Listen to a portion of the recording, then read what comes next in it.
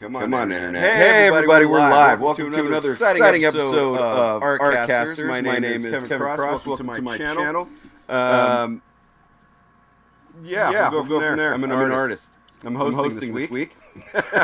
Let's go over to Scott. Scott, what's up? I'm trying to find my book. Oh, yeah, okay.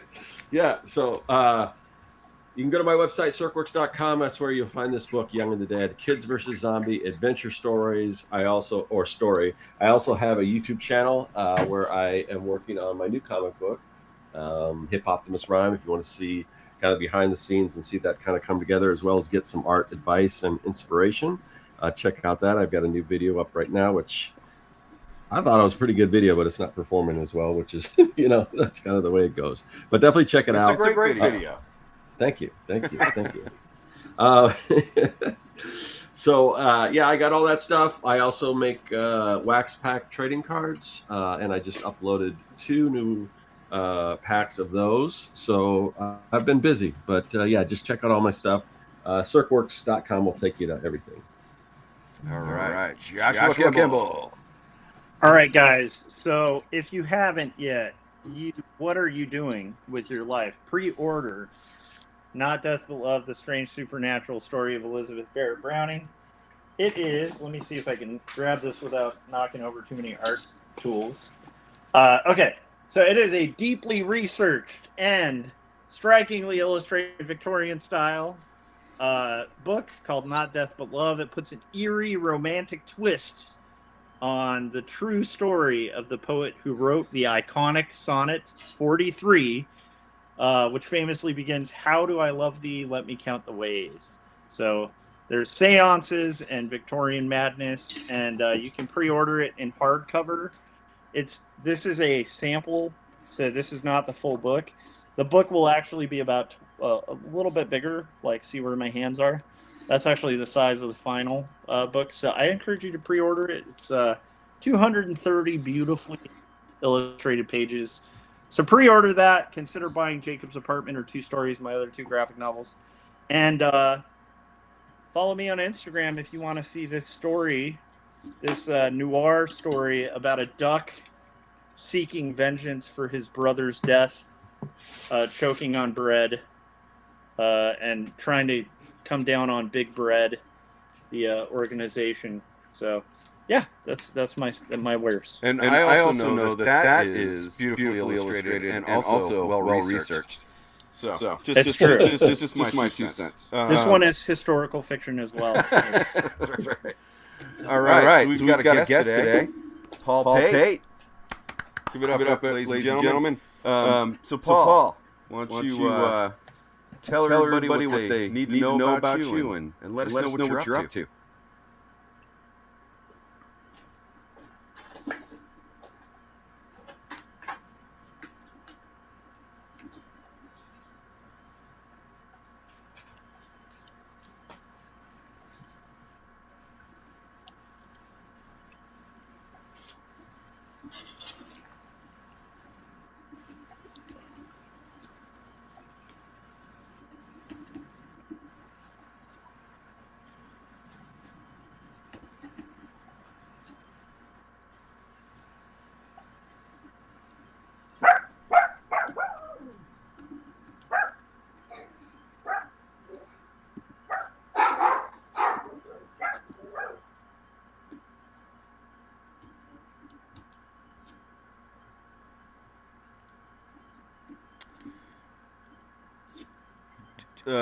I hear you fine, but the chat is saying, Paul, you have no sound. What? I hear Paul. Yeah. Oh boy. I'm also hearing in chat you have an echo, Kevin. Oh. Thought we fixed that. Yeah, we were dealing with a bunch of stuff before the show. We thought we took care of it. Yeah. I'm guessing this might be an OBS thing because I hear Paul clear. I hear you clear. Yeah. Oof. Yeah. And we had technical issues. Oh, no. Wait, no. They say they're hearing you now. So I don't know. It must be OBS. We were having technical issues last episode too, I think. So and that was on Josh's channel. So maybe OBS needs an update. I don't know, or Video Ninja, whatever. I don't know. They're saying they hear you, but we got reverb. Can't hear Paul still. Okay. Damn, what the? Well, I've got my guitar back here for the reverb. Yeah, man. I'll just I've got a fair amount of Dick Dale songs in my quiver. I could bust out some surf music. Just recap everything Paul says. Jeez. PaulPate.com. Paul has some wonderful things in the setting of is it Rust City or Russ? I just looked too. Rust. Yeah. And he's working on a new film. So and then we're hearing Can't Hear Paul still. Someone else can. I have no idea. What is going on? We could try that. I'm noticed. So I just checked it out. Like I just put myself on mute and like listened to the YouTube, and like Paul is not coming through at all. And Kevin, every word you say is like tripled. Every word I say is. Yeah, so you'll be like hi, like it's. Oh my god! And you don't have any other windows open or anything, Kevin? Do you? Let me see. No. YouTube, Video Ninja, and OBS. That's it. Okay. Installed it. But your YouTube's muted though, right? Yeah. I'm just. All right. Yeah, I'm just in YouTube Studio. My YouTube's muted. The stream's current bit rate is lower than the recommended bit rate. We recommend that you use stream bit rate.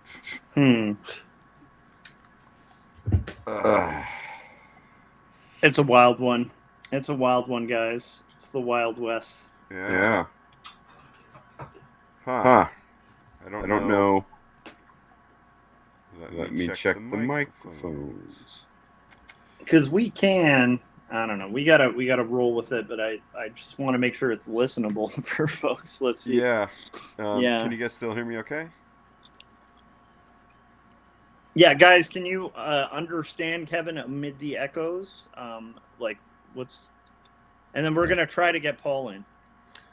Okay, we see Paul, but he's probably got to get plugged back into OBS, I'm guessing. Yeah. Why did? Let me plug you back. Chris says, wait, talk some more, Kevin.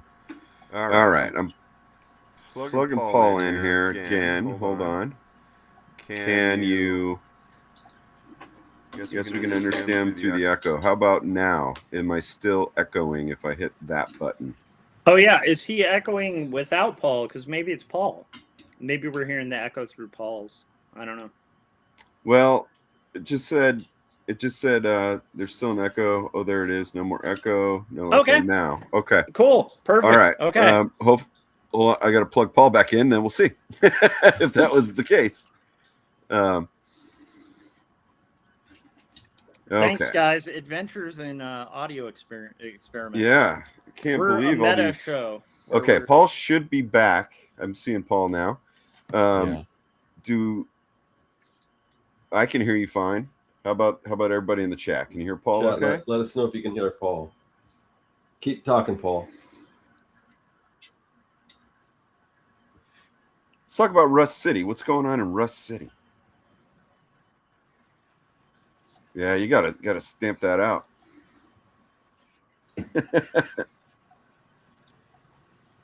Still no Paul. Jeez. All right. Is there something in Video Ninja that I can tweak? Try right clicking on Paul's the one you added. Yeah. Let's see, and then make sure that it says that like OBS controls audio.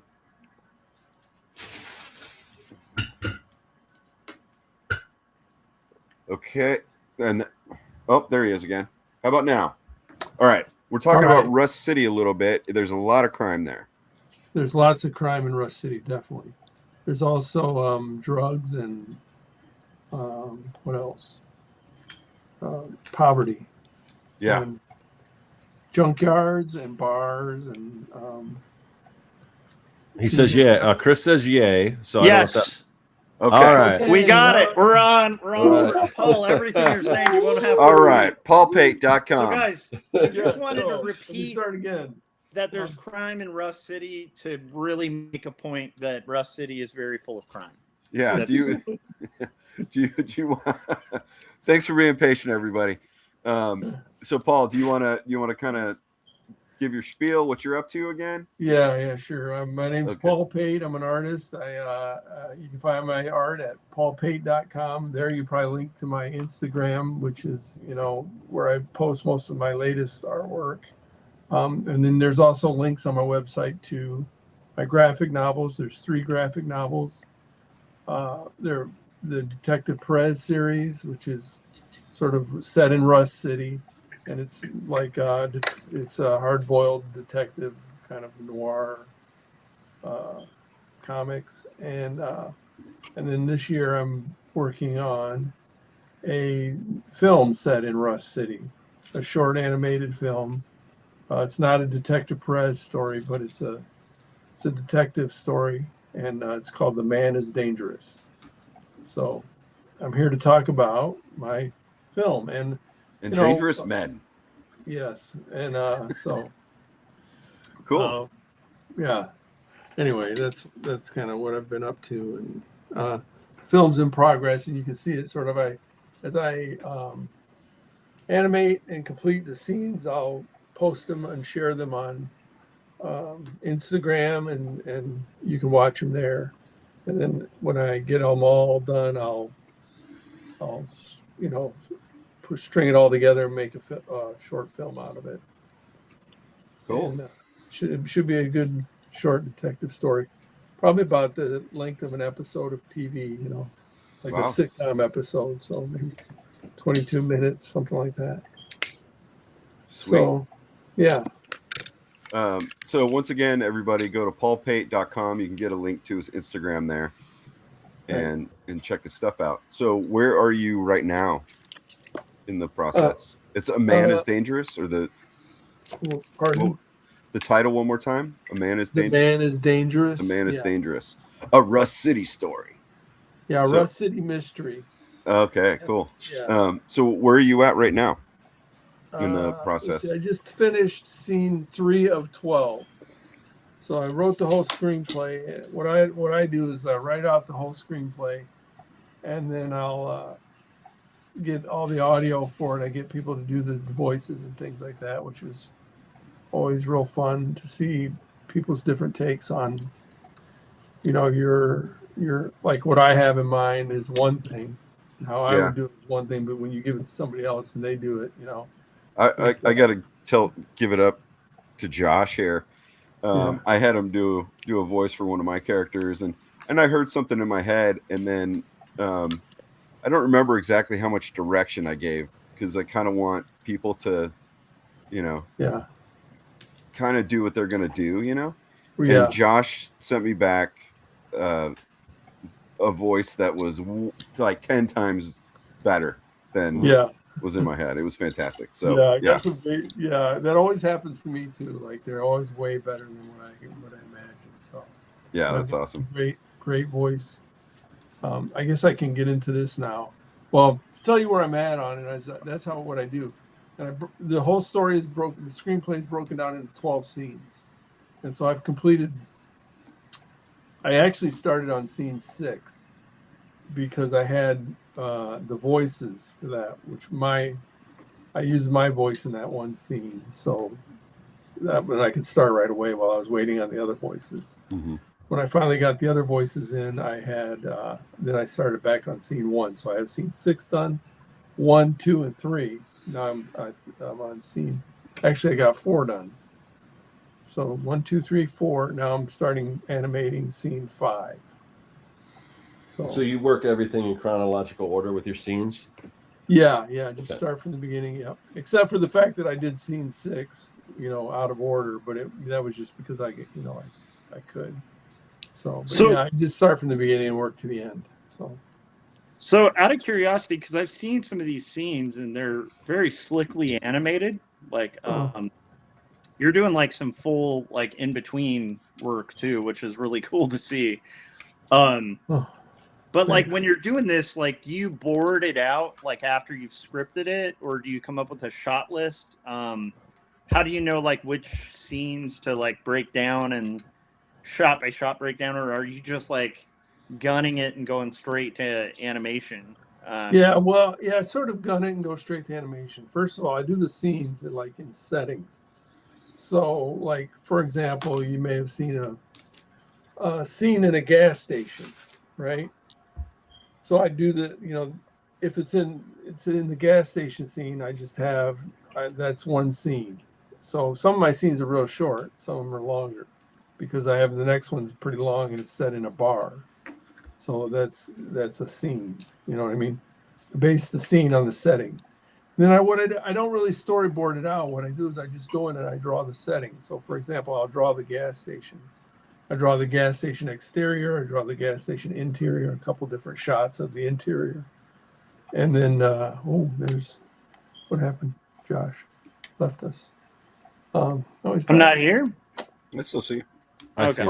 Okay. Well, he went away to me. But anyway, it's a magic trick I do. I'll do a couple of shots of the gas station, and then I'll start animating it from there. So that's how I do it. So I don't really storyboard it out, or but there is sort of a structure to the way that it's done. So yeah, that's interesting, because I'm working on something, and I started storyboarding. Yeah, and then as if other people were going to be working on it. Other people, for me, it's with the voices, right? Yeah. And I've got a lot of those scenes finished with audio. So maybe that's another question I want to ask it in a second. But sure. So I started storyboarding the stuff out, and I was like, I'm kind of bored. Because in art school, I started off as an animator, and this is at the time when you actually went and took pictures of each drawing. It wasn't like Procreate Dreams or Toon Squid or anything like that. So animation is laborious enough as it is, and this was going to the time when it was like extra. It was extra stuff. So I thought, like, my storyboards, I started looking like kind of like I was doing roughs for a comic book, and then they devolved into only scribbles that I can understand, and then it devolved into I'm just going straight to the backgrounds. Yeah. I had the same experience, Kevin. It's just like, if I'm the only one working on it, it's not like I need to lay it out for anybody. I know what I want, Yeah. Like I thought about like just kind of wasting time. Yeah. I thought about like, do I do an exposure sheet? And I don't know how like you work with audio, but like I'll put are you working in Procreate Dream still? Yeah. Okay. I still haven't dived in as a little bit after we talked that one time we were messing around with it. Yeah. But I'm still more familiar with Toon Squid. In Toon Squid, you can put your audio in there, and I don't put the whole soundtrack, like with the background music and everything like that. I separate it out into voices and everything, so I can see, where the waves are and stuff like that. Yeah. And I'm like, that's my exposure sheet. It tells me right there where, this voice starts at this point, exactly. this boom or whatever sound effect happens right here on, So when you're working with yourself, I think there's that kind of thing. Yeah, right. It's some of the formal things that you just don't need to do, Yeah. So while we're talking about audio with your the scenes you're doing here and stuff, I'm still doing like in art school. I'm starting with the audio first, and I know some people go do other methods, like the Popeye cartoons from Fleischer. They did the audio after. Really? Yeah, that's why Popeye, like does all that like all that stuff because I know I can't remember. There's two guys who did the voices, but they're just like filling in space. But then it gave Popeye extra character. That's why you'll hear this random and he's not. He's just kind of like running down the street. Oh wow, that is so interesting. That's fascinating. Yeah, I didn't know that either. That's great. I didn't know that connected to the voice. Like, I mean, that makes sense. It's kind of like you can do this, and you can do this Popeye voice just like without even thinking about it. You don't think it's a big deal or whatever. And anybody that can do voices, I am so jealous of because I am terrible. I've got this. I barely have my own voice, So I mean, I can do one voice in the film, and I can't do any other ones because I can't change my voice at all, So I'm really jealous of people that can do that. Which you did that Popeye is pretty good. Thanks. That was a good Popeye. If you need Popeye in the new cartoon, let me know. I do. Well, I got so what I wanted to tell you was I did this a few years ago. I did the Samurai Tie animation, and I put that in a film festival here, and they have they play like all the shorts in these blocks in the film festivals, and so if you go to a film festival, you might see your film plus 5 or 6 other films, and 2 of the films that were in my block were one film called The Package Thief, and the other film was called A Bad Trip Home, and they were both made in Michigan. And The Package Thief was made by this girl, her name's Carly Van Leer, and it was about it was like based on a true story how somebody stole a package off her porch, stole her contacts, and then this whole adventure sort of. She goes out to steal packages off other people's porches and meets her love of her life or something. This is the Package Thief movie. But this girl, she made it, and I met her there. And so she's doing. You didn't tell her your address, did you? Characters, which you is didn't great. give her your address? And she's really good at it. She's an awesome actress. And so, I mean, she's a legit filmmaker. She really loves it. So that's important to find some people that like doing this. And then the other one was The Bad Trip Home, made by a guy named Cody LaRue, and he did. He's got a sort of a little group of filmmakers, and they're called Flint Rat Films, and he's really into it too. So he's doing the main character, Arthur Cromartie, and then I've got Deacon Burns. You guys know Deacon Burns from Jim. He's doing a voice in it. He's the only one that I don't have. He's actually playing the character that's called The Man. There's a character called The Man in Rust City, and he's been in all of my comics. And so he's in this story as well. And in fact, he is dangerous. And so, so it's been, and then I have another one. There's a great story behind this one bartender. So I had written the story and I had this scene that's in a bar, and I wanted this girl, Carly, who I told you about, to do the voice for the sort of the damsel in distress character. And she's great, but she's also young and she's busy living her life. And so I had to wait for her voices or her recordings for a while, and I wasn't sure if she was going to do it or not. So then I had this other friend who lives in Flint. Her name is Missy, and she's pretty good too. And she had done a voice for Jim Lujan, a bartender named Tessa. And so I was talking to Jim about it and telling him, this is the funnest part is to hear people's take on your story, their voices, like you're saying that Josh did, Yeah. But it's also the most stressful part because if you're just an artist, you want to do this stuff by yourself, you want to get it done and work on your own pace and things. So it's kind of stressful. And anyway, I was waiting for her scenes, and I was like, I'm just gonna ask Missy to do it, So as soon as I asked Missy to do it, I got the voices from Carly. And of course, when I got Carly's voices, they were great. So I was like, oh crap! Now I got to tell Missy that I don't need her. It's just I didn't want to do that. So what I did was I said, Missy, can you do the voice of this bartender? And she said, yeah, whatever you need. So, and then I was talking with Jim Lujan. And he's like, why don't you use this bartender that I have in the Full Fungus? Her name's Tessa. So I took the Tessa and I rewrote her line. I made the bartender. It was a man. I made her a woman. Her name was Tessa, and I rewrote her lines. So she has this great scene in the film where she gets an argument with the detective and stuff. And so it was just kind of like a bit of serendipity, which is kind of what makes this kind of thing fun for me, is just stuff like that, where it's not just a single solitary endeavor. You've got other people in it adding to it, and that's what makes it fun. It's stressful. It's not like comics, Yeah. You know what I mean?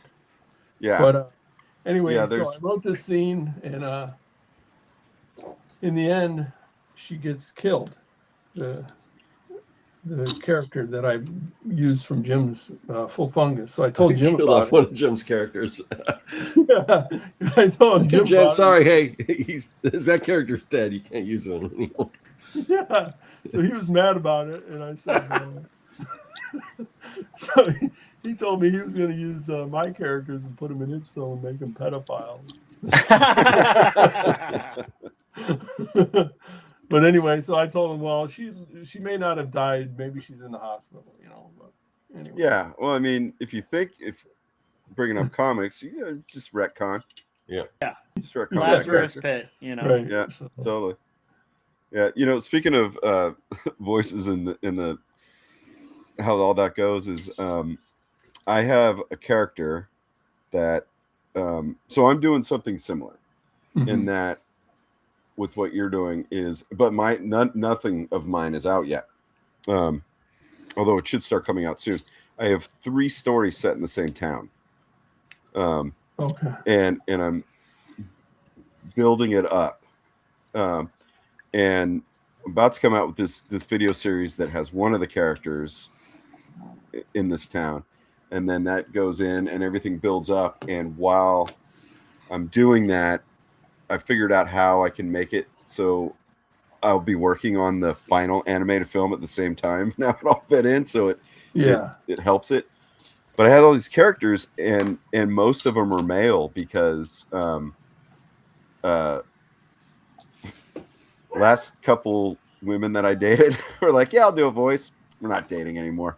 But this one character that I have was going to be a like late teen, early 20s boy. Okay.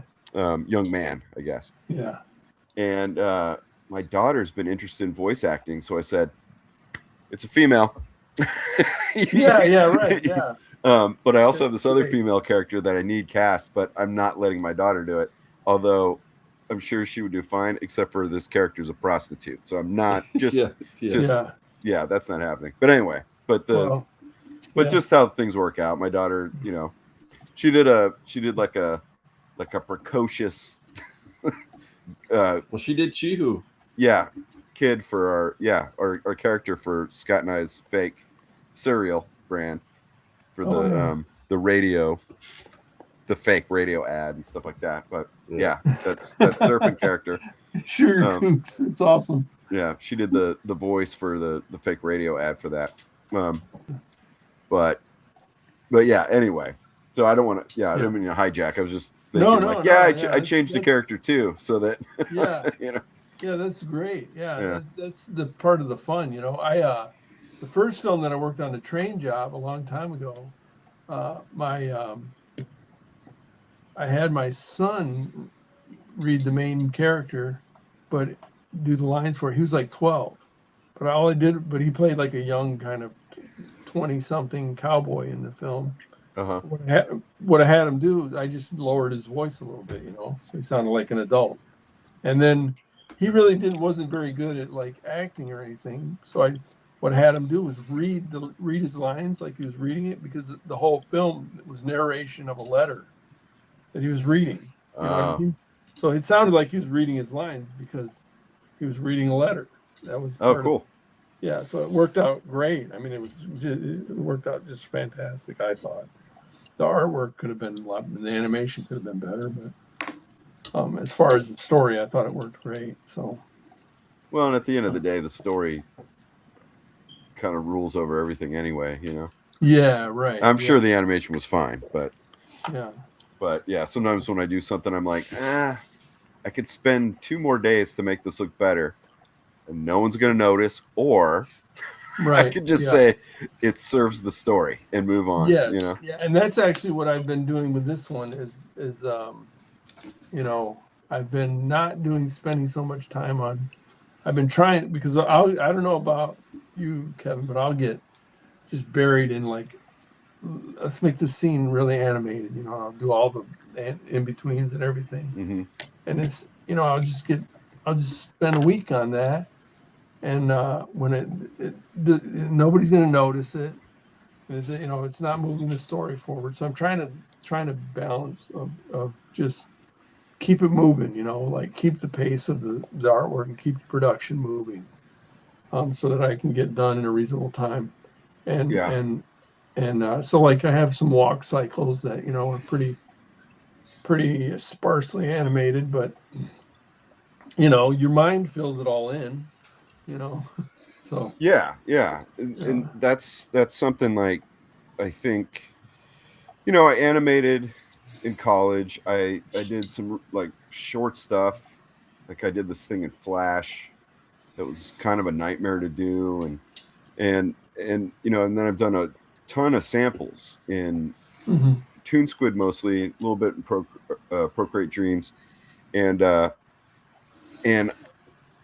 what I just kind of figured is that the animation, that our age group, we grew up watching all the, you know, 60s, 70s Hanna-Barbera stuff, the real limited animations on Saturday, and just kind of looking at some of that stuff. And I've got this big Hanna-Barbera book with a bunch of art and production drawings and things like that. And that was an eye-opener, because some of the samples I was doing, I was rotoscoping myself because I thought that would be faster. You know, like I was like, I'll do like Ralph Bakshi, I'll do rotoscoping. And I was like, oh, that takes, if I want it to look real fluid, that takes forever. And I look at this Hanna-Barbera book and say there's like, you know, somebody's like on the side like that, and then they just like kind of look up like that. I might do like, you know, 1, 2, 3, 4, 5, 6, 7, 8. You know what I mean? And in this book, I was like, they use 3 drawings. Right. And one of my favorites in like there's Scooby-Doo. This guy that I know. I don't think. Hold on. I don't think Paul can hear Josh. Can everyone else hear Josh? Because Josh will bring something up and like no one hears him. No, so, to me, Josh isn't even on the screen anymore. Okay, weird. That's weird. Okay, Weird. Okay. Well, sorry, Josh. I haven't been. No worries. I just. That's okay. I just trying to, like, why isn't anyone stopping when I'm trying to say something? Maybe, I don't know, give him a finger up or something. Can you hear me, Josh? Yes. And if you're answering, I can't hear you. Can't see you either. Yeah, I see Josh. I don't know. But yeah, I think Paul's the only one that can't hear Josh for some reason. So I guess bummer. Paul a heads up. I thought you said Josh. Okay, we'll let Josh talk, and then we'll tell you when we'll relay what he's saying. All right, man, Paul, the technology. Yeah. one of the things that I love about shit right here. One of the things that I love about the Hanna-Barbera is like how like on Scooby-Doo they'll have a frame where somebody's talking, and then it'll literally it's the mouth that's moving, and that's it. And then it changes to a different drawing at like a weird angle of the face. He's speaking in Belgium, and it's like the same movement. But I'll anyhow. I just think that's cool how they do like 2 main drawings, and there's just the mouth movement. They're really economical. I love it. Yeah. So basically, Josh was talking about Hanna-Barbera. I like what he said, how they're very economical. Where you know sometimes the mouth, it wouldn't be I mean, often Hanna-Barbera, you know, sometimes if it was exaggerated, you get like, ooh, you know, you get the mouth movements for the sounds. Sometimes it was just up, down, up, down, up, down, up, down, and then a quick movement. I'm out of here, you know. Yeah. I mean, Kevin, you'd be great to animate because you got the mustache, you know, and all you got to do is just have the little mouth just bounce up and down. Yeah. Yeah. No, there's this guy that I met years ago. His name's Matt Smith. He does some real rough animation, but he really likes rotoscoping. But he's a master at it because he can do like the most. He does like all these fight scenes and stuff, and but he does these super economical sort of drawings of it. You know, there's an art to it. I had the same experience, Kevin. I'm like, let me just rotoscope this so I can get it right. And it turned out terrible because it's like, oh, you know, I'm doing all these drawings and why does it look so, you know, goofy and it's because there's an art to it that you got to pick the right moments and animate them, you know. So I'm actually trying to do that a little bit with this one instead of Sometimes Bashy wouldn't even rotoscope. He'd just film stuff in shadows and just put it right on screen. Yeah, he would do those like high contrast and then just color them. Like especially you see that like, I mean, when I was a kid watching the Bakshi Lord of the Rings, I was just like, it creeped me out kind of. It gave me like a weird.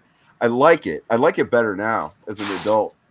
Even though it's technically, you know, kind of a panned movie, but I kind of love it. But the Hobbit's far better in my opinion, just for animation. The Hobbit actually though, was it? No, that was Rankin Bass. Yeah. Rankin Bass did the Hobbit. Okay. Yeah, so it looks totally different, and they used the same style they did on the 2D Christmas specials from the 70s. Yes, maybe they started those, but because the Hobbit, like if you watch Return of the King, the animation's not quite as good. It's a little bit better than the TV stuff, but it's not as good as the Hobbit. Yeah, like they killed it on the Hobbit for sure. Oh yeah, but so rotoscoping, I'm still going to use a little bit of it, but even in my scenes, I guess in lieu of a like any kind of God, I said it earlier and the name escaped me. Timesheet. What I can't. Oh yeah, In lieu of that, I have notes for me because I know that there's a couple scenes I won't be getting to probably for months. You know. Right. And I didn't want to lose the idea. Do you write out your whole script? Do you have the script written? Yeah. I don't. It's not written like a when you see a movie script reprinted. It's not written like that. It's you know, it's just in a journal, and it's like you know, I've got like scene 1. This happens. This happens. This is the background, and I just have it all written out. And sometimes I use I have them right here. I use black, green, and red, and like one will be, you know, I'll write maybe dialogue in black, and then underneath it I'll be the background is this is the action. Oh, that's you know? right. Oh, okay. And then if there's any like notes, I leave space usually, and then I'll go in green, and it's just you know, just visually so I can this needs something. But I have stuff like, and I've talked about this before, where a background moves and then a static character moves differently. So you know.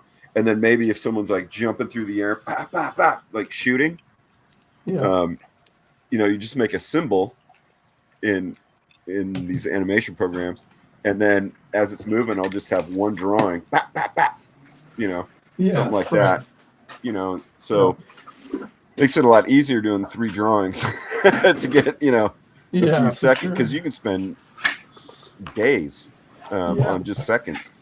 So yeah, just finding stuff like that. Definitely been starting to do like body parts, you know, like a torso that stays the same, and the arms are down. Oh, sort of building the puppets. Yeah, kind of, except for then they're 2D animated.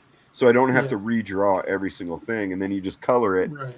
Yeah. which, Hanna-Barbera and any of that old animation, it was cell painted. So, sometimes remember how you would see someone used the wrong color, or maybe a little dirt gotten the white on like Fred's shirt from Scooby-Doo, and his arm would all of a sudden be grayish or something, and stuff like that. It's you can make things a lot more seamlessly with these other things.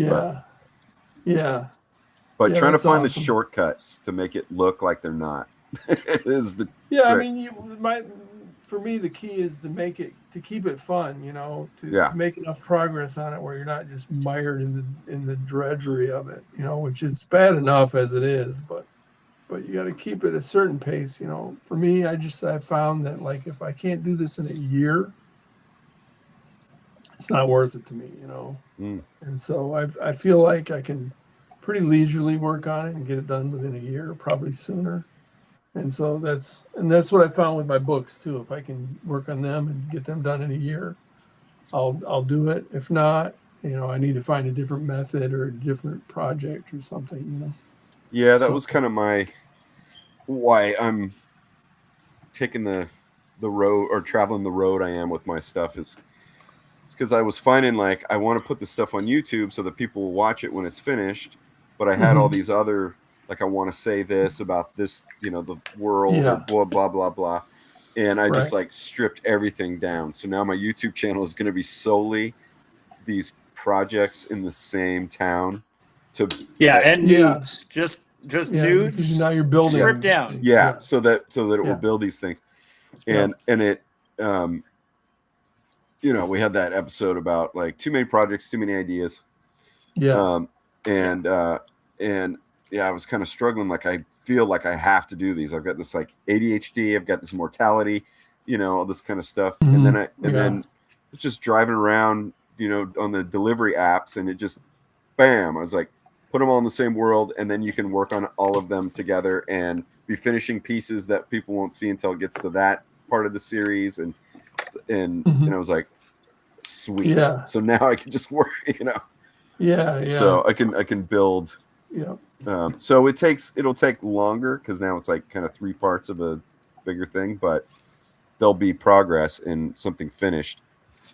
So that's exciting. I think that's important. That's good. I love that. I talk about that all the time. That's one of the reasons why I still do floppies and stuff like that. Just having something you can show people along the way. I'm incremental excited. Progress. I'll let Josh. Josh is going to talk. I'm excited about All Duck Cops Are Bastards, because it's going to be a 24-page one and done. And so eventually I want to kickstart it and print it as, like, a little tiny hardcover 24-page book that looks like just a crappy pulp. And I'm so excited about a project that's going to take less than a year. Like, that's just, like, insane to me, because I've been working on these, like, 4-year projects. So, like, I totally feel you on that. Like, having a quick, and also, like, writing a tighter story where it's, like, real fast paced, where it's just like this, and there's, like, it's like the arc is happening super quick instead of these, like, slow paced, long, like, I don't know. I've been really finding it fun, and I think I might start kind of squeezing those in throughout the years when I'm working on these bigger projects, just to have those, like, quick wins, and also show people I can do a different, thing. Sorry, Paul, that you can't even see me. I'll tell Paul what you said. Well, maybe it's like a ghost. Maybe I shouldn't tell Paul what you said. That was pretty insulting, Josh. Yeah. And Paul needs to wear pants, okay? He needs to wear pants. Come on, Paul. Let's get some pants on. No, Josh was talking about his comic, how the Duck Cop. Yeah, no, I was just thinking how to sum it up. Yeah. Just how it's rewarding also to have a project that's going to take less than a year, and but there's something I think about that. So in my world of this bigger story, I'm starting with the fastest project first, so that it will be out My goal is to have it finished, at least on my end. On YouTube, it might go into the fall, but on my end, it'll be done by summer. Yeah. So I think, Josh was kind of talking about, with his comic. He also said he wants to print it kind of small hardback. Is that what you said, hardback, right, Josh? Yeah. I want it to look like those, those Hardy Boys books back in the day. Oh, yeah, like an old Hardy Boys book is what he's saying. Yeah. Yeah. And actually, I heard him talking about that the other day. Inspired by Paul. He was referencing mine because mine. Yeah, he said inspired by you. Yeah. I mean, that's kind of the old pulp sort of hard-boiled detective stories are what inspired me, and so I think it's right in line with that. Yeah, that's my favorite stuff to read. These stacks of books back here in the very back here. That's all like Shel Scott and Brett Holiday with what's the name escaping me? I'm having some moments here, but these are. Have you heard of Ed McBain? Yes, yeah. The 87th Precinct. I read something that's not in his main, not his main series. It's still like a hard-boiled kind of thing. Yeah. That there's a reprint publisher called Hard Case. Okay. And it takes all these like out of print pulps. It's all crime fiction detective stuff from like the 30s to the 50s or 60s. And then recently I mean in the last like handful of years, they started publishing modern or living authors as long as they write in that style of like of like Black Mask or something like that. And Stephen King has 2 books or maybe 3 on there. I've read 2 of his that are pretty good. There's some modern stuff to it where I'm like, come on, but Ed McBain's got the 87th Precinct, and he's great because it's kind of like The Simpsons, where the characters, he's written it over 30 years, but the characters never age. The main characters, they're still the same. He's just got tons of just police procedural sort of hard-boiled. Yeah, but in the 50s, it's the 50s. Yeah. And they're 30-something detectives. And then in the 60s, now it's the 60s and all the different social kind of upheavals going on. But there's still 30-something detectives running the 87th Precinct, Yeah. So it's funny. It's kind of cool in that way. But yeah. I was going to tell you, when I was in Phoenix a while back and I met Scott and Gary, I was telling them about a story that I was I had this weird ass dream, which is not unusual for me. And I wanted to turn it into this sci-fi story. And I told them about it, and they both looked at me like, yeah, that's a lot. Good luck with that. Well, yeah, I abandoned that and because I could not turn that into a story. I tried. And I'm like, well, I want to work on something, I want to do something. Yeah. And so I got this, I stuck to what I know, what I'm comfortable with, and I feel like I can produce a detective story. And then so after I came up with the story, then I decided I wanted to make it a film instead of a book. So that's, but I wanted to build it, like you said, build upon the world that I've already built, the Rust City environment, the characters, so that I've got this main nemesis, the man, and he's recurring in all of my books, and so I'll have him as the main nemesis in the film, and so yeah, it's and there's different, like Fifth Avenue Bridge, which is an actual bridge in Flint, Michigan.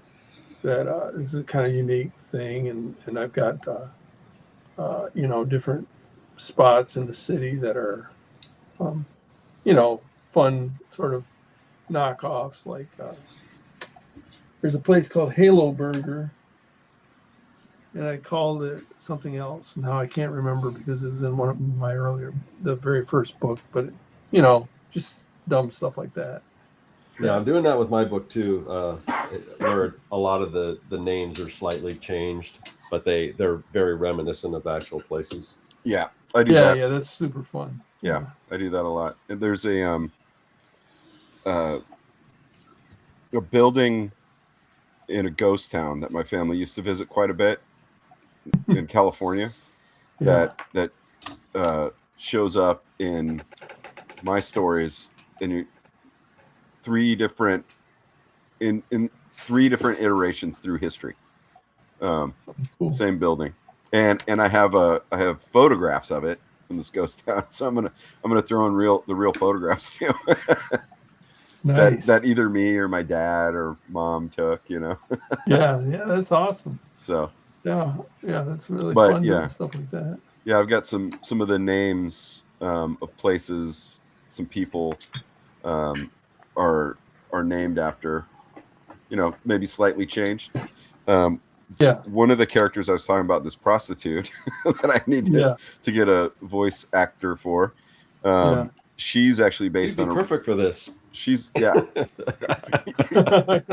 look like a dumb hooker. Don't you do this voice?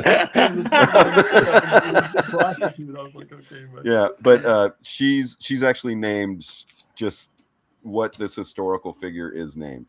It's okay. So it's almost as if she is her. What I know about there's a lot about this. It's been written about this woman, but there's still a lot of mystery around her, even though she was a real person. I was struggling with the name for this character. I kept thinking of, like I said, there's this old West ghost town, and I kept thinking of like what I was Googling, like popular names in 1886 or things like that. Mm-hmm. And I just kept coming back. I was like, well, she's based on this lady anyway. I was like, all right, I'm just gonna name her that. Yeah, right. Yeah, you might as well, right? Yeah.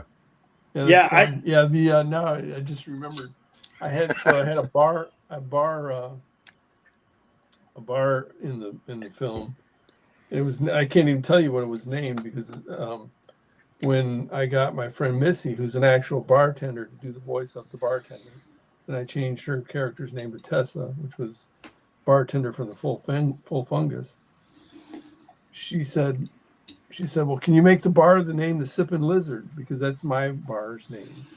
It's not actually the name of her bar, but that's what she's going to rename it to or something like that. So anyway, it's the Sippin' Lizard now, which I'm like, that's way better than the name that I had, So that's super fun. I think it was on an episode of Artcasters.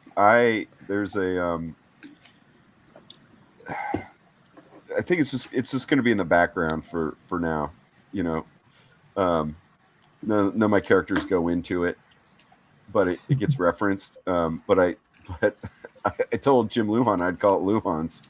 So it's an old West saloon called Lujan's. Nice. There you go. Yeah. Josh was going to say something.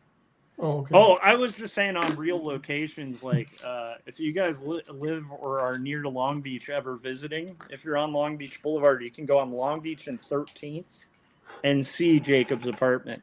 Like that whole building is based on a Victorian that I saw when I was like walking home one day, and I was like, something needs to happen at that location. So Josh was saying in Long Beach, in his book Jacob's Apartment, Long Beach. What's the cross streets there? So Long Beach Boulevard and 13th. So Long Beach Boulevard and 13th is the building that's in Jacob's apartment. I put, even though when I was working on the Monkey Mod comic, even though he was a British character, there was a part where a giant monster, kaiju type monster, comes to destroy the city, and it's just my hometown. It's San Francisco. It's not UK at all. It's just a picture that I had taken of San Francisco, and I just used it. Yeah, that's awesome. Yeah. Which happens in film all the time anyway. Like half the time it's like, hey, this is New York, and it's actually LA or it's Toronto. Yeah, Toronto. Yeah. Josh was just saying it happens all the time, film and stuff. Yeah, it is often Toronto these days. When I went to Toronto, it made sense. I went to Toronto a few times, on tour, and I hear it's different I haven't been on tour for a number of years, but I was shocked at how clean it was. Oh yeah. But now But I heard now I heard it's a cesspool like every other big city. Yeah. Well, no, it was really clean when I went, but it was clean when you went. Yeah, but it feels like the cool thing I can see. You guys why haven't been to a cesspool unless you've been to Rust City. Yeah, that's true. Trust me. But it feels like 4 different cities. Like you turn the corner, it feels like Chicago. You turn the corner, it's Philadelphia. You turn the corner, it's New York. And then you turn the corner, and it's RoboCop. Yeah. I don't know if there were a lot of Detroit looking areas. Yeah. Anyway. All right. We're back just to you, Paul. Yeah, we're just talking about Toronto. Sorry, Paul. No, not at all. Josh was just talking about how I'm so it felt bummed like that different I can't cities. hear Josh or see him. Like, Josh, Yeah. call me or something. It's so weird that you're the only one that can't hear him. Yeah. Yeah, I've been trying to look at the settings, and I don't know. I think Chris said that so anyway, Paul just doesn't like what I'm saying. What's going on with the film? Yeah, I'm really enjoying working in Procreate Dreams. Nice. You know, I do, Kevin, is I do just the dialogue. So like you said, I can't remember what you called it, not timesheets, but you called it something else, but it's sort of the markers. Well, yeah, it was X Sheets, and I gave it its proper name at the beginning of the episode, and I can't remember. And I don't know. Yeah.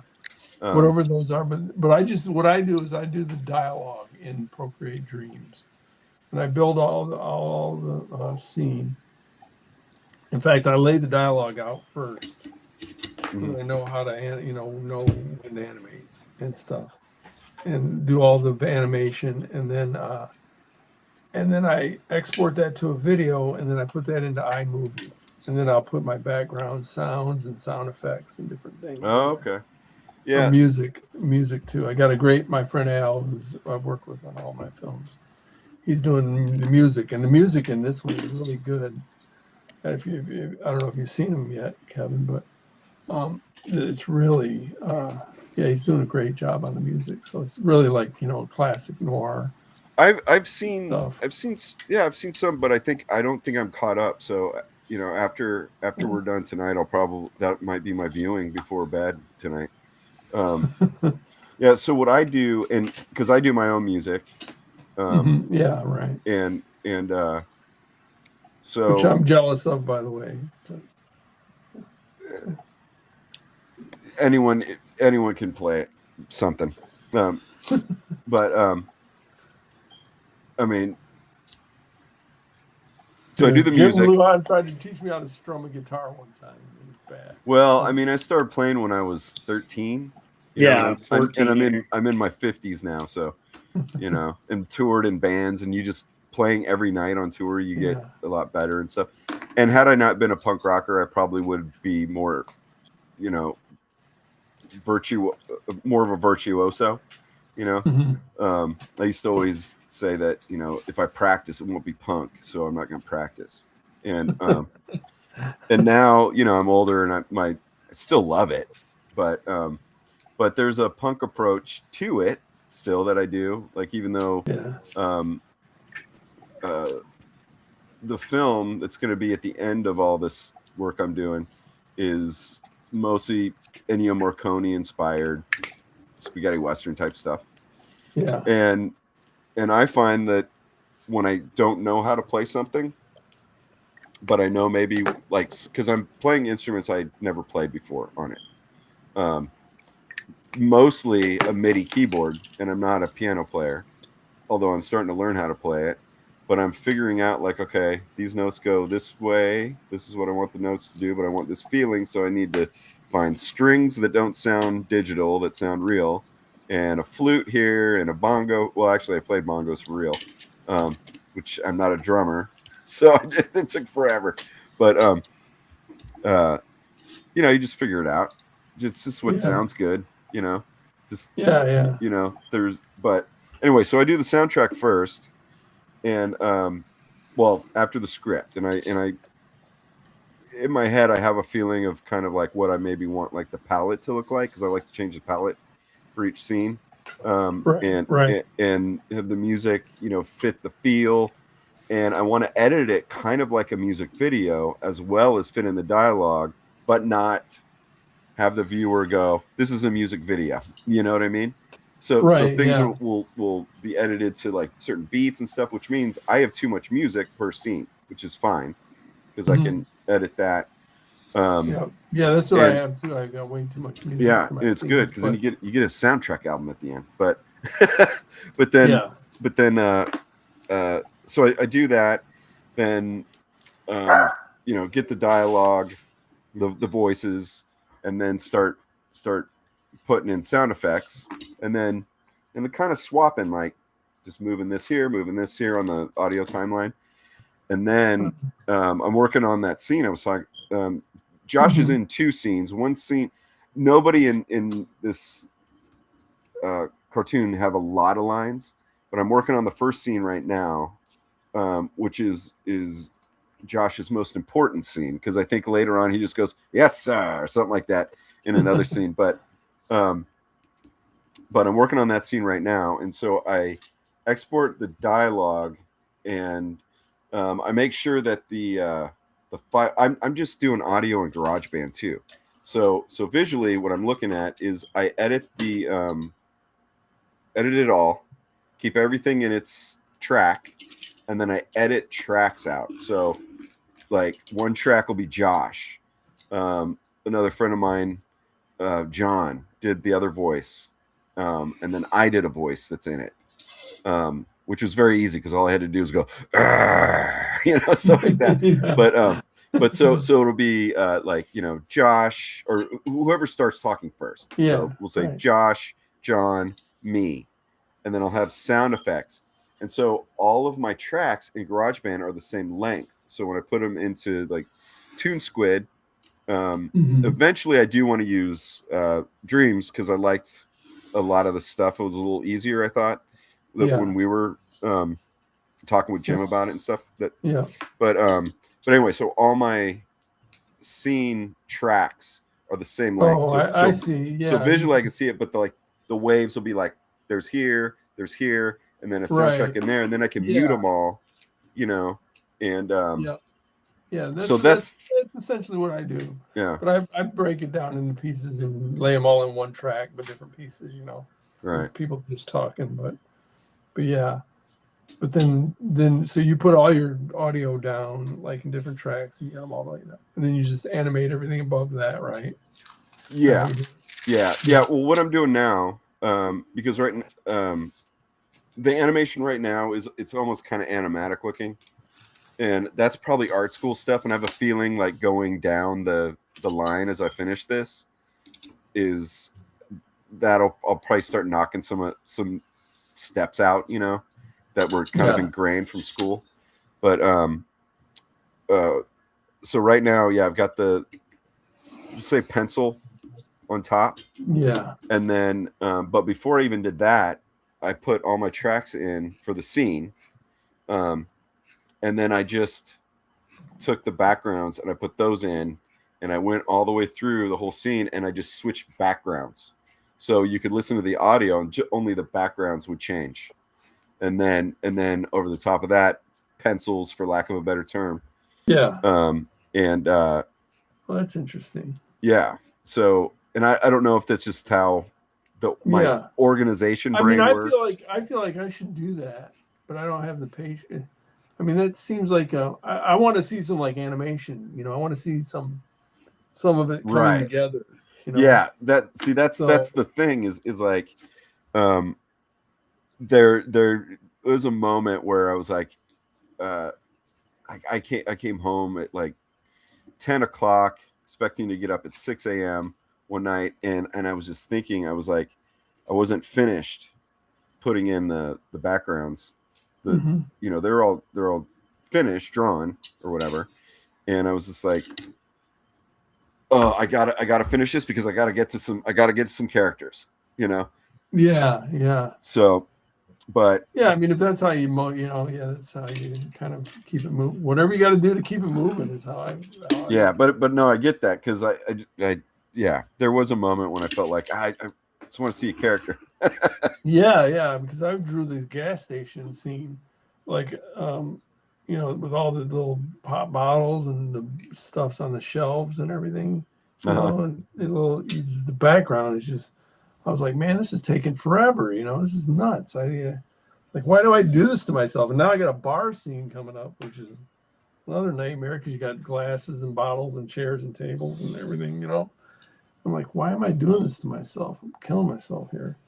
So, because I like drawing people and animating them, so then I see all these super like, like the cartoon, like the Hanna-Barbera stuff where they just do their backgrounds super simple and cartoony, or even Jim Luhan, he's got great backgrounds in there. But I gotta sit here and torture myself. Yeah. But anyway. So for backgrounds for me is I like all that mid-century cartooning from UPA and Hanna-Barbera in the 60s and stuff like that. Yeah. So yeah, it's beautiful. So yeah, and it's kind of, it's got that, that's that jazz, like abstract realism almost, with like the jazz art type, jazz album art. That's what my backgrounds are. Oh, nice. And when I was working in kids books, that's what I did for kids books, was that kind of like 50s, 60s and inspired. I look at my stuff from that and I'm like, you could have done better, but it was inspired by it. Yeah. That's what I mean.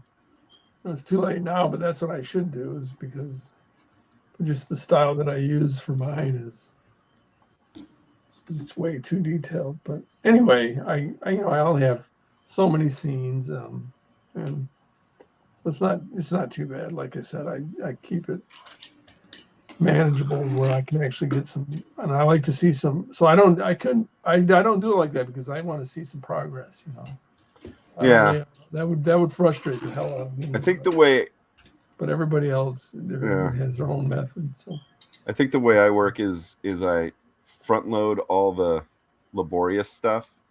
Yeah. And then so then at the end it gets easier and like, oh, this is all coming together, and then I get real excited. Yeah. It's like you get really excited at the very beginning of the scene because you're starting it, and then I go, and then you get to that part where you're like, this is hard, and then you get to it starts really like, so it's like, I've got like a half pipe of happiness. I mean, I'm on like 200 page graphic novels. I can tell you the highs and the lows of the working on it. It's like the first 30 pages are super fun. You're like excited about it. Like, this is great. I'm doing a new book. You get to about page 50 and you're like, why am I doing this? You get to about page 100, 150, and you're just like, oh my God, I cannot wait till this ends. Josh is nodding emphatically. Yeah. The last 30 pages probably are like, the excitement of, man, I'm almost to the end, and I gotta just be done with this thing, Yeah. So I did this. But there's that, the whole, just the ups and downs and the, of working on stuff. Yeah. I did this graphic novel for this, what are they called? Omnibus Press. They're from London. Mm-hmm. And they do mostly like rock and roll history stuff. Oh, okay. And they do graphic novels. And it was just shy of 300 pages. Oh my God. Luckily it was a little bit bigger than manga size. It was kind of like a UK size. So it wasn't like, it was a little bit bigger. So luckily it wasn't, full thing, but it was about the mod movement in the 60s. And I got to a point where I was like, because I love that stuff. I love that music. Yeah. But I got to the point where I was like, if I have to draw another Lambretta engine, I'm going to go, I'm going to walk to London and I'm going to strangle somebody. Yeah. I mean, I've drawn my Detective Prevs. I figured it out one time. Probably like, I've drawn that character like 1,000 times, like it's nuts, like what the hell? It's psychotic because I got like 600 pages of them, and then every page has 3 or 4 frames, and if you're doing a comic of a hard-boiled detective, you follow the detective around, he's almost in every scene. You don't do other stuff, so. it's like, man. And then sometimes I still draw him and he doesn't look like him. Like, what am I doing here? I think Josh was going to talk, but hey, Josh, I can see in Video Ninja that your mic is muted. I want to ask you both a question because I found this working on Not Death But Love. I had moments like my wife helped me flat like the last 30 pages, like flat color. Okay. And Josh's she kept wife helped him flat. Or... So the last books, the last like section of pages, I was so delirious that I would like draw like people in the other person's costume. Like just weird stuff like that happening. And I was wondering if that ever happened to you where you just did a full beautiful page and then you're like, wait a minute, he's not wearing a suit. This guy's wearing that suit. Like, what am I thinking? Have you had that happen, and has Paul had that happen? Where you just go all the way to final and then somebody else is like, why is she wearing the other person's dress or whatever? Yeah. So Josh was at, in these talking about big projects and the Death But Not Love, his wife helped him flat, right? Yeah, and she'd be like, she would catch why is Elizabeth wearing Sophie's dress? Yeah, she would catch these continuity things with the drawings, like like a piece of clothing would be on someone else all of a sudden, because he was saying that, like last 50 pages he was getting delirious. And speaking of that mod graphic novel I did, there was stuff that that I would catch after it was all like color, and everything like that, and it was the mods. They were pill poppers and all this kind of stuff, and they would go to Brighton and mods versus rockers and all that kind of stuff. Well, there's a scene where they're at this bar, and I think there's like a mods versus rockers thing, and they had beers and stuff like that, but some of them didn't.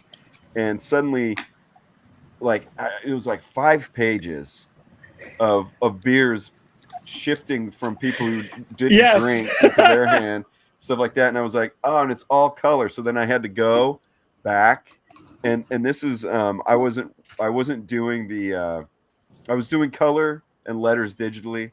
Everything else was analog. So I then would go in digitally and then like reprint like little parts of the page in non-photo blue and re-ink those, and then try to place them on that back on there, and then have to go and recolor.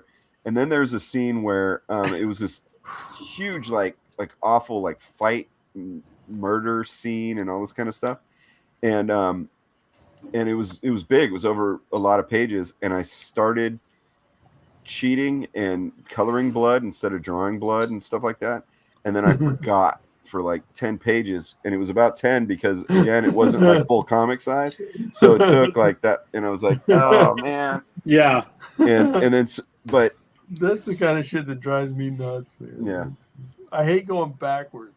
That's one thing I like there's some stuff that I got to go back, and as it's going along, I'm putting it out on Instagram, right, so you can watch it, but it's not the fully finished form because I go see some stuff I can go back and change it, and I can go back to scene 2 and put a window in here, and I hate going backwards because it's like you're starting over, it's almost just like you gotta, I don't know, but sometimes you got to do it, but continuity stuff, like I accidentally changed some colors on things or whatever. My favorite, luckily my wife she'll proofread my graphic novels for me, and she always catches. She's really good at it. She doesn't really like my stories, so but she's like, well, this is the last one she read, and she just looks at me and she's like, there's something wrong with you, man. Shakes her head. And I'm like, yes, I know I got it, this one. Josh, what were you saying? My favorite error that I made that Maya and I were literally like crying laughing. It was so funny. There's this character named Home who's like a seance guy. Like he runs seances, very like wild hair, and and kind of like a cop stash. And this is what he historically looked like really interesting, heavy brow and stuff. But he always smokes cigars. And he's talking to this character, Sophie, who's this like dainty lady. And for like 4 panels, I had her smoking the cigar.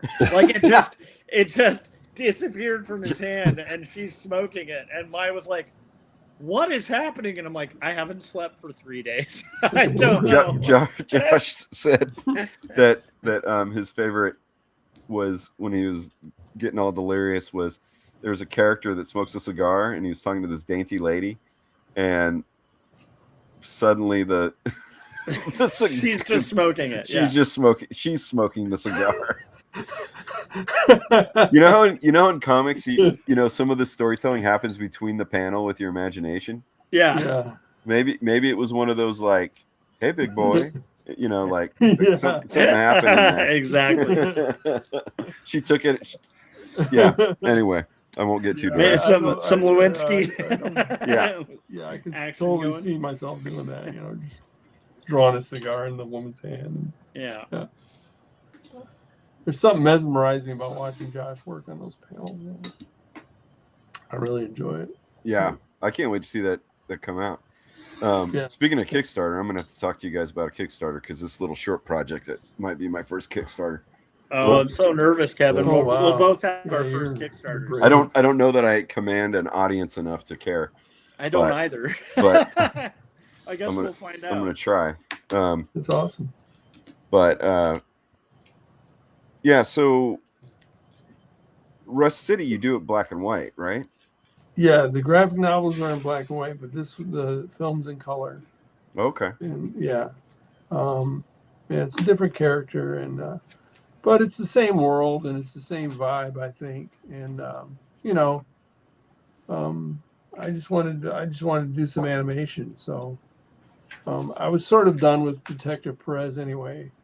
In terms of, it was just a lot of things. Like when I set out to do my first graphic novel, I wanted to do 3 because after I figured if I do 3 of them, I'll be good at it, and then maybe I can see if it's something I want to pursue going forward.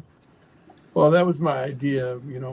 I did my first graphic novel in 2011, and I think the third one came out in 2024, 25. So that's a lot of years. Yeah. Plus the story, he did a crime at the end of this one, and so he's sort of the character arc, sort of like done with his character arc. You know what I mean? Yeah. But I was ready to move on to a different character. This is kind of a weird thing to say. I don't know if it's really true, but he's a black character, and I'm a white guy, so I didn't really feel like writing a black character anymore, just because it just seemed inauthentic, I guess.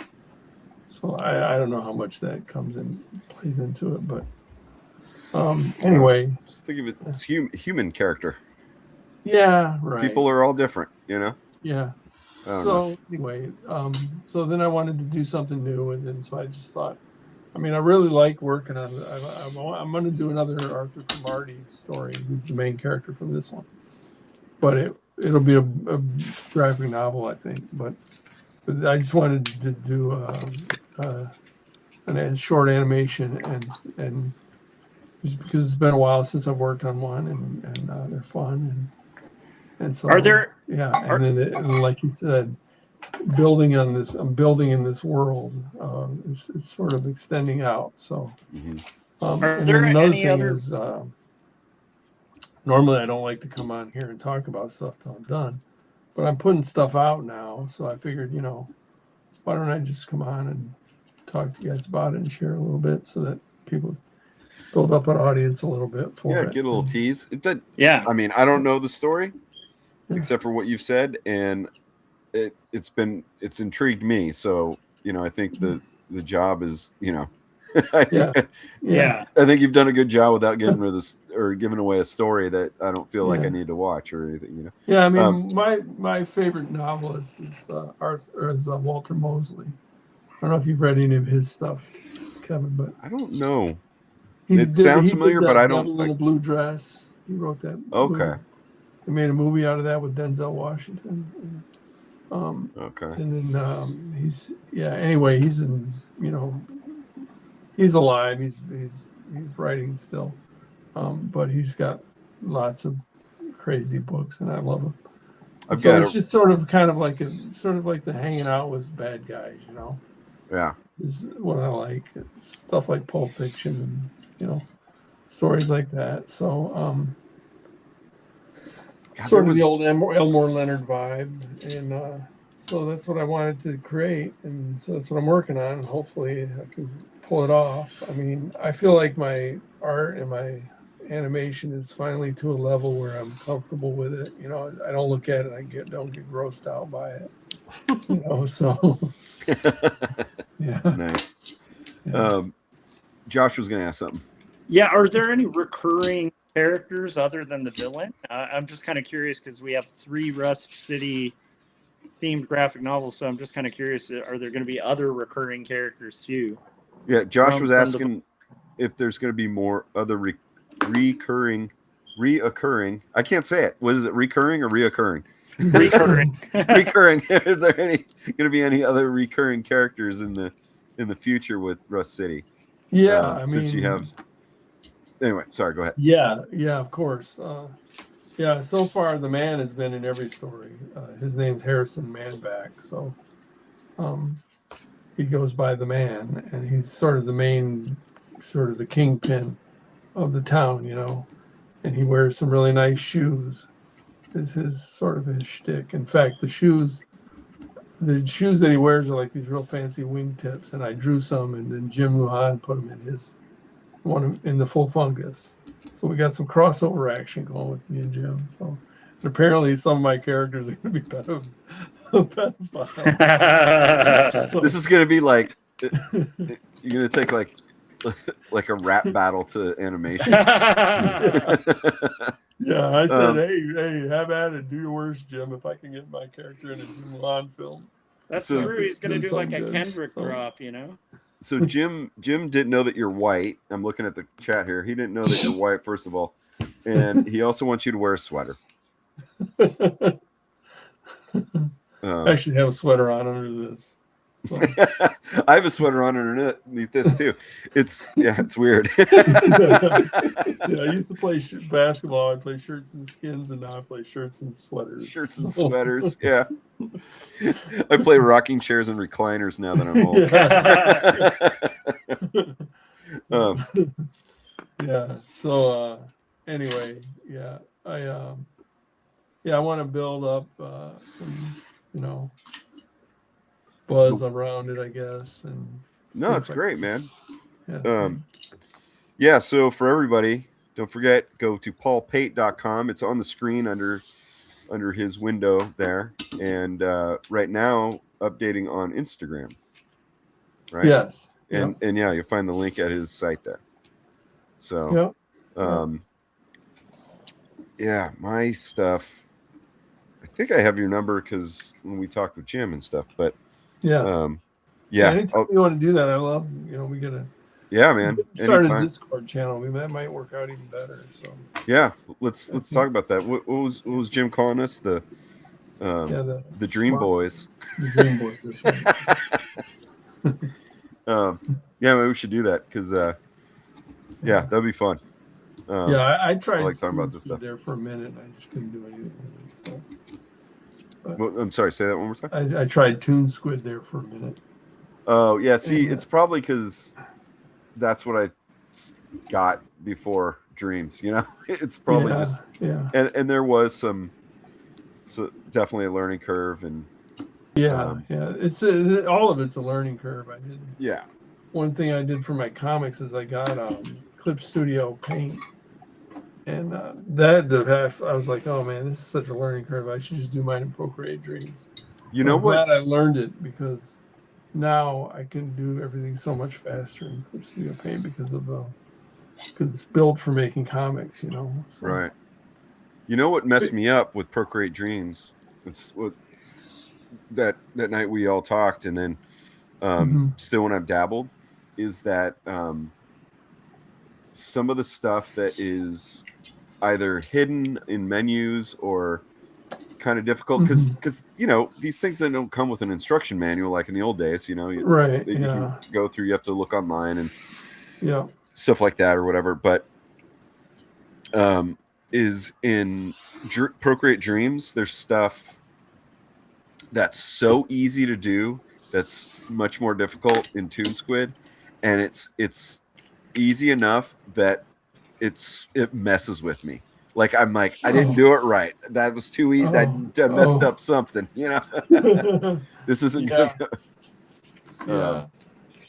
But well, there's you know, there's another thing too. Since we talked, like just working on with my film, I've developed methods to do different things. You know that you just get used to it. And now I do them second nature. You know. Yeah. Yeah, so that you can only do by just getting into a project and working on it. You know what I mean? So. Yeah, there's some stuff that I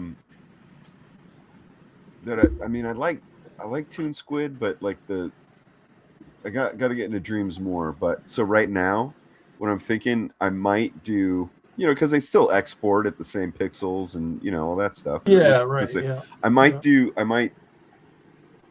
like if there's a cut, which I think there are two. I might do like a scene within the bigger scene, I guess. I don't know if I'm saying film stuff right because I have 9 scenes or a cut. I guess it would be a cut, right, within the scenes. So I might bounce back and forth to make it easy. Right. Yeah. There's no reason you can't do that, and then you can sort of get your feet wet, you know. Yeah. But I was going to do that. Well, actually, I did the commercial for Josh. Oh yeah, I saw that.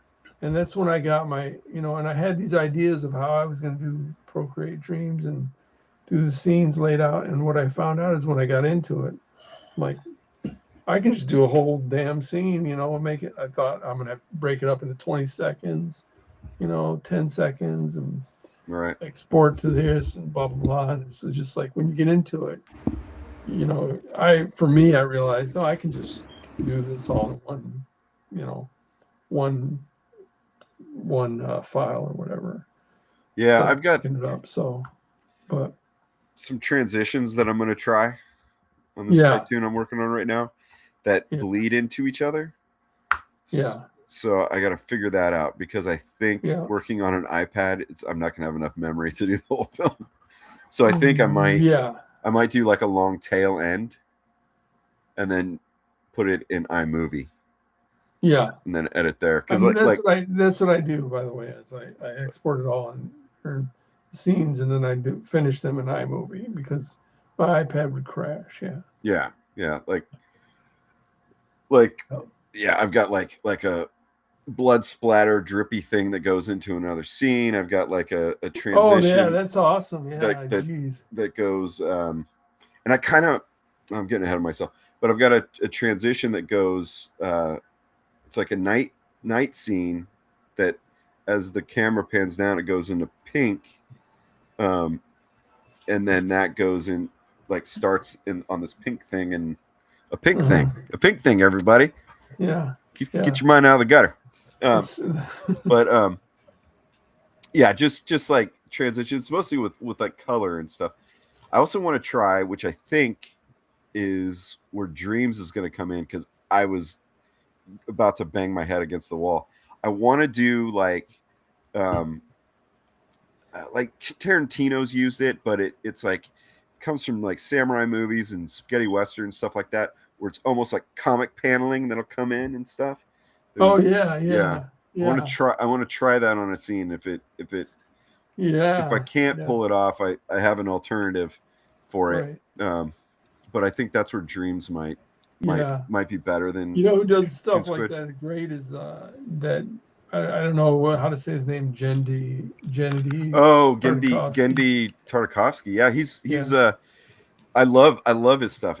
Like I love Samurai Jack. I love Primal. If you watch Primal's great. He is now working on Conan the Barbarian. Oh, Yeah. Yeah, dude. Yeah, that's Jim. I think it was Jim. Jim sent me a text. I think it was Jim. No, he sent me an audiobook of Conan because I love Conan the Barbarian. I don't remember where I heard it, but just recently, I do follow 2 Conan fan YouTube channels, so it might have been one of them. But yeah, Gennady Tartakovsky's working on Conan the Barbarian right now. Yeah. Oh, I had the same Samurai reaction, Champloo Scott. Samurai Champloo, Josh is saying. Yeah, and Cowboy Bebop too do that like. Crazy Oh yeah, I cool saw a little Cowboy editing, Bebop yeah. before. Yeah, they do that too. Yeah, That's Josh brought up. Yeah, that's right. Yeah, that.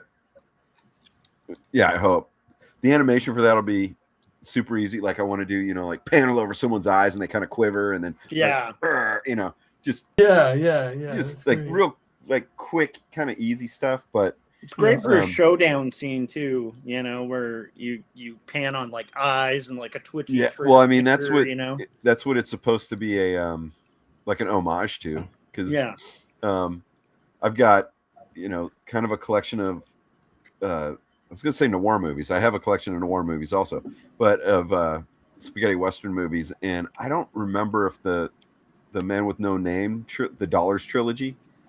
I feel like that has it in there, but something has that, and I was like, that is fantastic. Yeah, so good. Yeah. That looks so rad. It does. One thing I want to try at some point is when Mia Wallace says to Vincent Vega, "Oh, come on," they're riding in the car, and she says, "Oh, come on, don't be a square." Yeah. Oh, yeah. She draws the square, and the little square comes up. Yeah. I just think that's so random and so cool. I want to do something like that, but I don't. My favorite Tarantino trick. I can't think of it when it comes time to do it. Anyway, yeah. My favorite Tarantino is the background in like where they'll have like a full color like cab scene in like Pulp Fiction, and then the background is just this bad like grainy black and white like footage of the streets. I just love that contrast, like intentionally being so like weird this is a to watch you blue guys screen. react to what Josh. Yeah. So Josh was saying he likes like in Pulp Fiction where like there's a cab scene and the background's all kind of blurry and grainy. That's like 70s television. Yeah. That's a great. Yeah. So, but Josh was saying he likes that contrast where it's intentionally, kind of highlighting. Yeah. How bad it is, but making it cool because it's bad. Yep. Yeah. Awesome. I think that sort of my mission statement with everything I do. It's so bad, but I want you to think it's cool. Yeah, it's kind of punkish, right? Yeah. I didn't care about this at all. I've only been working for months on it. You don't have to like it. I don't care. Fuck off. I just threw it together a couple months. Yeah. Years. That's awesome. Yeah. But no, I mean that's the concept too. I was saying, I guess, kind of trying to say if I didn't hit the mark earlier is finding those like shortcuts in this animation, in these projects where it's more like, oh, that's a cool style rather than, oh, this was I did that because of limitations or whatever. Which often does make the best stuff, as cliche as it is. Yeah, to say that. Well, and I think that's what. How did you say his name? Gennady. I think it's Gennady. Just Gennady. Gandhi, I think. Yeah, it is. That's what he does. Gandhi. Because he did I think he started with Powerpuff Girls, and they were just that's right. And that show is good. Super funny. And I thought, stupid little girl stuff. And then I actually watched it, and I was like, oh, best. I miss it. The mayor and his wife and his. Oh man, there's so much innuendo with them. Yeah, it's just hilarious. Yeah. And, anyway, sorry, what were you going to say about? Yeah, but he had really limited resources when he made that show. Yeah. But look at the backgrounds. The backgrounds are all kind of with that UPA old Hanna-Barbera kind of inspiration too. Beautiful. A lot of just Same with Samurai Jack. lines just and then he did Samurai Jack, which is the same kind of thing. It's just like and he pulled it off because I don't know anybody that doesn't look at that and go, that is so cool. Yeah. But what he was doing was just working with what he had, Yeah. So, and he made limitations sometimes make great art. He set the bar right there. So that's what I'm trying to draw a balance between, going nuts on these backgrounds and, walk cycles and different, in betweens and doing all this stuff and just keeping it moving, keep the story coming and have a balance of this. So it doesn't take so long and it's not just draining, Josh chimed in that limitations make great art. Yeah, right, exactly. Like, yeah.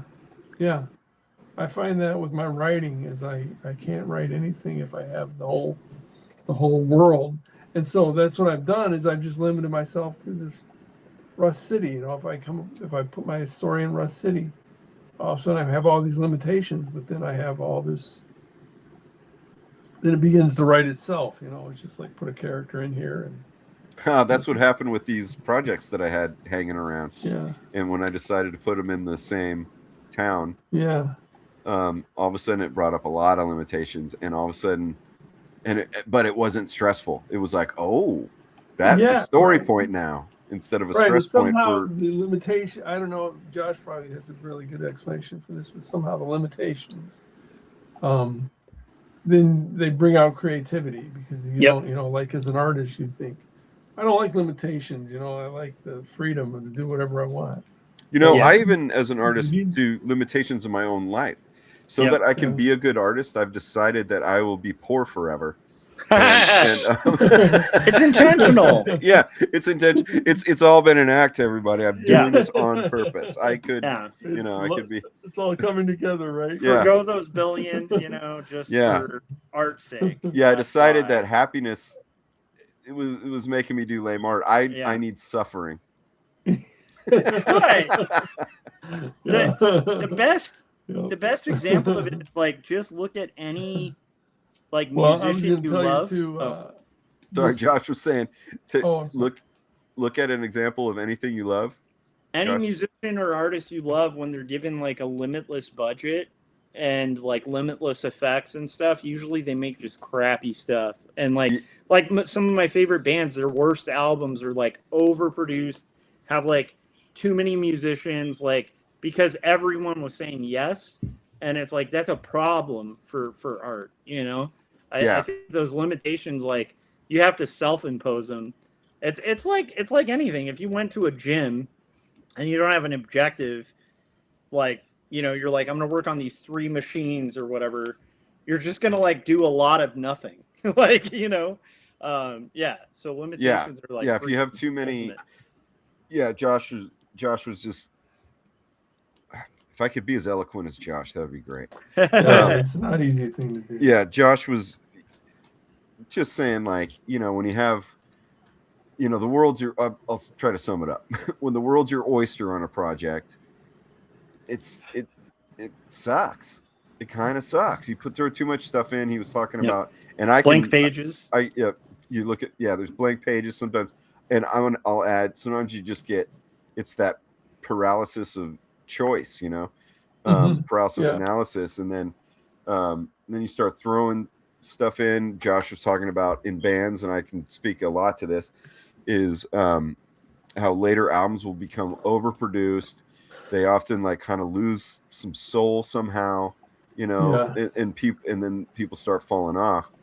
And so, I was in a position in one band where we had, the world was our oyster for this one album, and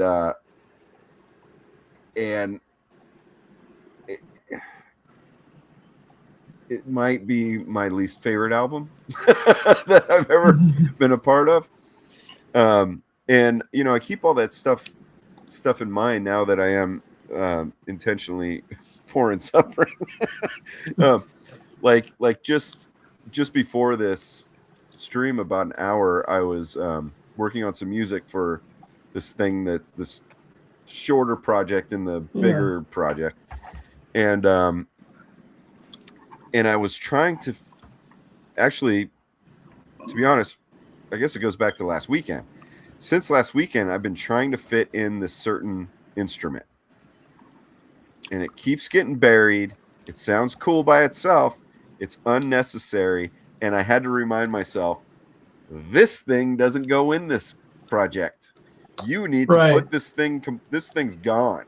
Even though it sounds cool, I've been forcing it since, Saturday and Sunday. Today's Thursday. It's gone. It's gone. I have my version of that. My version of that is I can make this fight scene. I can do all the in between to make this really smooth animation, and make this great walk cycle or whatever. And it's like, why are you doing this? Why? Yeah. What's the point? And so, I think we all have, as artists, we all have our versions of that. Yeah. Or, I mean, I don't know if I relate to what you're saying anyway. Yeah. I see with doesn't. students all the time, like in my classes, where often they'll be like, "Oh, I hate these restrictions and stuff like that."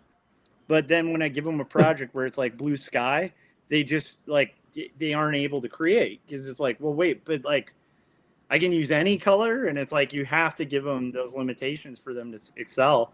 And like they learn that pretty quick when you just go, yeah, do anything. And then they're like paralyzed and they're hit with like blank pages and stuff. But if you just give them like a prompt, it's like suddenly all that creativity fires and you see these like young artist minds like start really exploring the limitations, like pushing them. But like they need those, like it's like design. You need the grid to like build on, I love it. I love that mystery of art, like and being a human where it's like we actually need rules to do well. That's weird. Yeah. Yeah. Josh was just talking about when he's teaching at school, his students. You can go back and watch it. Yeah. He's pretty much just agreeing with echoing what you were saying. Yeah, but I feel like we should redub this, Kevin, with me speaking in a different language, so it's like you're being a translator the whole time. Yeah. I'm gonna look at the chat here. There's always a workaround. Adrian says, just finished switching the solid shading on rocks with hatching, and they look so much better. I had a thing with rocks like that too. It's not hatching. I use more sketchy lines, I guess, to mold out the form. But I had a rock thing for a long time in comics. I was like, oh, I gotta do rocks. I don't like the way I do rocks, and I just kind of switched. And now I don't see Josh. See him on. Yeah, I don't see him on the YouTube either. It's weird. Yeah, I see him on Video Josh Ninja. Josh must have a connection issue. Yeah, I see him on Video Ninja, but I don't see him on OBS anymore. There he is. Did you accidentally hit a button? No. Did you hit the red button? I did. Don't touch the red button. All right. Well, maybe we should. It's almost. It's almost time anyway. So. Thanks, guys, for having me. Yeah, Paul, man. Let's get in touch later and maybe start. Discord or whatever while we're working on our stuff, and keep each other company and swap ideas and stuff. Yeah. Get Jim on board and stuff too. All right. So, any final words, Paul? No, I just wanted to get on and say hi and let you guys know that I'm working on a film. Drop his Instagram. Building out a world, building upon the Rust City world. So cool. So once again, I'll reiterate: go to Paul Pate. PaulPate.com. PaulPate.com. Sorry. Yep. Why am I'm just like brain farting. PaulPate.com. I'm looking right at it and I couldn't even say the .com. PaulPate.com. And go to his Instagram link so you can see what he's up to with his The Man is Dangerous and everything that came before that. get into the world of Rust City is what I'm saying. That's right. All right. Let's see. I guess we'll go around the room. Kevin Cross, you're at my channel. I love all your likes, subscribes, and watch my videos. Got some of the stuff I've talked about on here. Should air pretty soon. I know I seemingly go away from YouTube for a while, but I'm still working on stuff. I'm just not an every week. I realized I can't be an every week YouTuber. So anyway, kevincross.net. That's where you can find all my links to all my stuff. And let's go to Josh. All right. Check out Not Death But Love, The Strange Supernatural Story of Elizabeth Barrett Browning. It's a Victorian kind of love triangle with a famous poet and her husband, who's also a famous poet from the Victorian era, the Brownings, Elizabeth Barrett Browning and Robert Browning.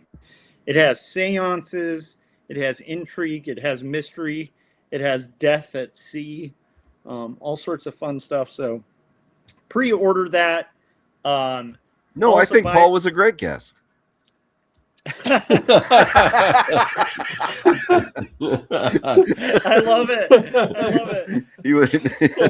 Sorry, I interrupted you for a joke. No. This reminds me of on Adult Swim. There was that show with like action figures. Do you remember that one? Robot Chicken. And claymation. Yeah, Robot Chicken, and they did a take on Star Wars where it's like, I don't like you, and the guy's like, no, he doesn't like you either, and he's like, no, actually, I'm fine, and then they cut off his arm. It's like, it's that bit. But yeah, check out Jacob's Apartment, check out Two Stories, and then follow me on Instagram to read All Duck Cops Are Bastards. It's a lot of fun. It's a noir. It's about getting vengeance for a killed brother duck. I'm starting to get into pages that are uncovering the Big Bread conspiracy by a company called Wonderloaf that is encouraging people to basically kill ducks with their bread. And why is this happening? Duck Cop will get to the center of it, and never speaks in English. He just always speaks in quacks. So this is kind of representative of that. I was going to say, so it's like our stream tonight. Yeah, it's like quack, quack, quack. And it's like what he's trying to say is, so check those things out. Follow me on YouTube as well, because I do live streams while I'm doing this stuff. And fun talking with you guys. And Paul, I will say, if you guys haven't checked out the Rust City Detective Perez comics, they're affordable. They're on Amazon. There's 3 of them. I think they're like $8 or something. I'm sure Paul can let you know, but make sure you buy those. They're great books. They're like over 200 pages each. Really fun stories. I was blown away by them. I'm a fan, so I'm glad Paul was on. Yeah. Josh, for real, just said a lot of nice stuff about you and said that you can, your books are available on Amazon as well. Yeah. Well, thanks, Josh. Whatever you said, I guess. And also put on some pants, Paul. Scott, where do people keep track of this crazy horse? And before that, where can they get your completed graphic novel, The Young and the Dead, or wax packs, all these beautiful things that you're making? Yeah, all that stuff can be found at circworks.com. I also have a YouTube channel. Just search for Circworks Art Labs on YouTube. I'm always every week I've got a new video coming up out there and putting out new products on my website. So just check all that stuff out. And then this show, the Artcasters, we do the show every single week, but it rotates between Kevin's channel, Josh's channel, and my own. So if you want to know when the next episode is going to be on, who the guest is, all that kind of stuff, the easiest way to figure all that stuff out is to join our mailing list. We don't spam you or anything. All we do is usually 30 minutes or so before we go live, we'll send out notification letting you know all that information. Just try to make it a little less confusing because the way we do this crazy thing. So also I wanted to thank everyone in the chat. Thanks for keeping the conversation going and everything. And thanks to Paul for coming on.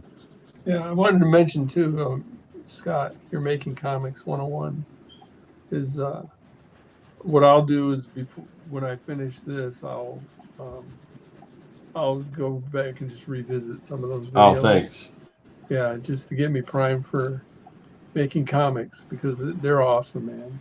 No, I appreciate that. Yeah, I went back and watched it. Or pieces of it, and I'm like, oh, cool. This still holds up. So, but the new content is pretty much. I mean, it's very much in line with that Making Comics 101, the new stuff I'm posting. So, but it's just heading in a new direction. I'm really enjoying that too. Yeah. By the way. Yes, Josh. Josh made a new direction joke. So. Oh, okay. Well, I want to go in one direction right now and say thank you, Paul. Thanks, guys. Yeah, I appreciate it. And I guess another direction. Thanks everybody in the chat, but yes, thanks Paul for hanging out. Yep. Cheers. Anybody got a final word? Bye. Bye. That's a good one. Yeah. All right. Good. That should